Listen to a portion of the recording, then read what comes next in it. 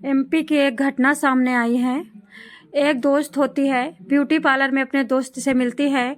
दोस्ती इतनी पक्की हो जाती है कि वो जा करके उसके घर में भी कभी बातचीत किया करती है। एक्चुअली यास्मीन नाम की औरत होती है, उसका पति भी होता है, शरीफ नाम का पति होता है, उसका एक भाई होता है जिसका मोबिन नाम होता है। दोस्तों, ये जो घटना आई है एमपी की है। कम से कम 6 महीने तक यास्मीन अपने पति से अपनी सहेली जो ब्यूटी पार्लर में मिली थी उसका रेप करवाती रही, उसका बलात्कार करवाती रही, उसकी वीडियो बनवाती रही, और वो बेचारी घुट घुट करके किसी से ना बता सके क्योंकि वो सहेली बहुत छोटी थी। उसका नाम नहीं रिवील किया जा रहा। उसकी उम्र 21 साल थी। वो डर के मारे ब्लैकमेलिंग होते हुए वो सब काम करती रही। एक्चुअली दोस्तों, मैं ये बात आपको क्यों बता रही हूँ, एक जो बताने जा रही हूँ, एक हमारे यहाँ पे कंपनी का मालिक था। कंपनी का मालिक बहुत बूढ़ा हो गया था। उसका जो सुपरवाइजर था उसने कंपनी बेच दी थी, लेकिन सुपरवाइजर से दोस्ती उसकी बनी रही। कंपनी का मालिक हमेशा जब उसका अकेला मन होता था, संडे को बूढ़ा हो गया था, अपने दोस्त सुपरवाइजर के पास जाता था। सुपरवाइजर से कहता था कि बता, दारू पिएगा कि मीट? तो वो कहता था दारू भी पीऊंगा और मीट भी खाऊंगा। इस तरह से वो दारू और मीट के लिए उसको पैसा 250 रुपये दे देता था और वो उसकी बीबी के साथ अवैध संबंध बनाता था। बहुत सारे भारत में लोग ऐसे हैं जो अपनी बेटी बहन को बेच करके, बीबी को बेच करके दारू पीने के शौकीन होते हैं। उन्हीं शौकीन पुरुषों में से एक ये यास्मीन नाम की औरत है जो कि अपने पति को खुश करने के लिए अपनी सहेली को पहले ब्यूटी पार्लर में नए नए झांसे देती है, प्यार मोहब्बत से बात करती है, दिल का हाल पूछ लेती है, उसकी गरीबी अमीरी पूछ लेती है, उसके बाद अपने घर पे चाय पे बुला लेती है।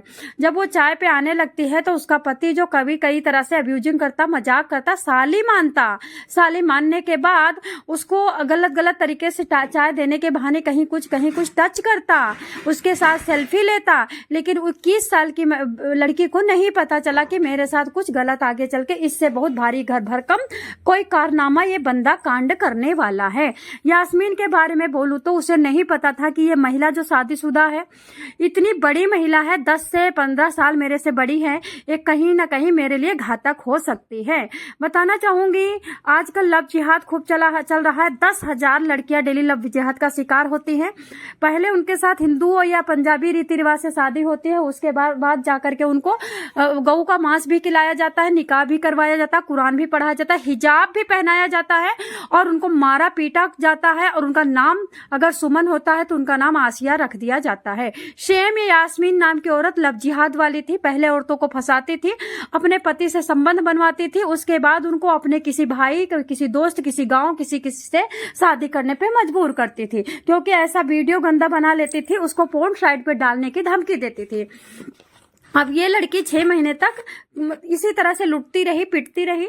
होता क्या था, जब वो लड़की आती थी तो वो कहती थी कि कहाँ गई यास्मीन? यास्मीन छत पे छुप जाती थी और यास्मीन की वेट करते करते एक दिन क्या होता है, यास्मीन का पति जो कि है उस शरीफ उसको खींच लेता है कमरे की तरफ, उसके साथ गंदी हरकत करता है, उसको गंदी गंदी जगह टच करता है, उसका वीडियो बना लेता है, उसके बाद उसके साथ संबंध बना करके छोड़ देता है। ये चुपचाप बिल्कुल एक बारगी इसके साथ एक नया काम हुआ था, अद्भुत काम हुआ था, जो नहीं ये तैयार थी, वो शॉक्ड में चली जाती है। इस तरह से वो अब इनके घर आना छोड़ देती है। लेकिन यास्मीन की कॉल जाती है कि आ जाओ, हमारे यहाँ पे बहुत सारा कुछ फंक्शन होने वाला है, आपको बुलाया है, आपको हम लोग बुला रहे हैं न्योता के लिए। वो कहती है हम तुम्हारे घर नहीं आएंगे। तो व्हाट्सएप पे वो वीडियो भेज देती है। अब यास्मीन रोटते पीटते किसी तरह से इनके घर में आ जाती है। जैसे ही आती है, मोबिन बाहर खड़ा होता है, यास्मीन गेट के पास खड़ी होती है, शरीफ जाकर के इसके साथ संबंध बनाता है। शेम इसी तरह से ब्लैकमेल कर करके 6 महीने तक ये संबंध बनवाते रहते हैं।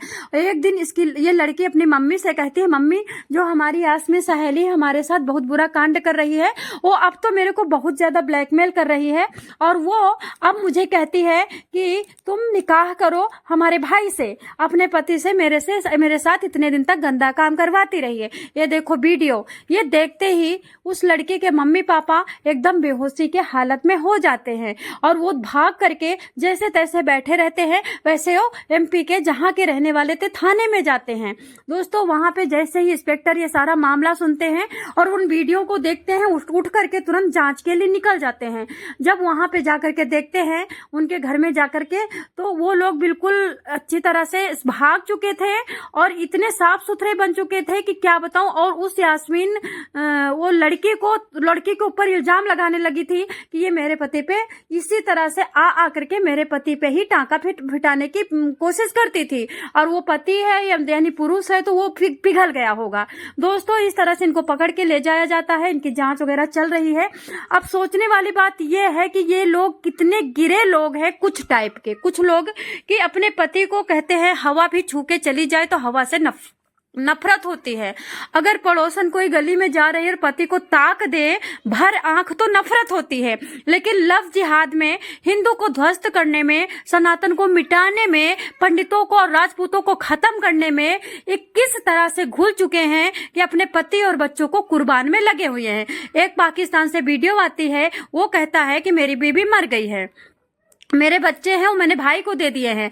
जो भी जितने इंडिया के मुसलमान हैं, जितने बांग्लादेश के मुसलमान, जितने विश्व में 97 देश के जितने मुसलमान हैं, उनसे रिक्वेस्ट करता हूं हिंदू को खत्म करने में मेरे कमर में आप मतलब बम बांध करके आप मुझे भेज दीजिए। मैं मरना चाहता हूं, देश के लिए कुछ करना चाहता हूं, यानी अपनी कौम के लिए मैं कुछ करना चाहता हूं। अब आप सोच सकते हो कि सनातन को मिटाने के लिए अंग्रेज आए, सनातन को मिटाने के लिए औरंगजेब आया, सनातन को मिटाने के लिए जयचंदों ने कोशिश की, सनातन को मिटाने के लिए यहीं की कुछ पार्टियां ने कोशिश की।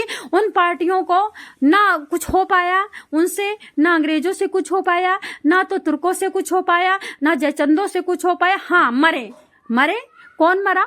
पंडित कुर्बान हुए, 10-10 हजार पंडित एक दिन मारे गए, 10-10 हजार लड़कियां औरतें एक दिन मारी गई, कुर्बानी तो दी गई।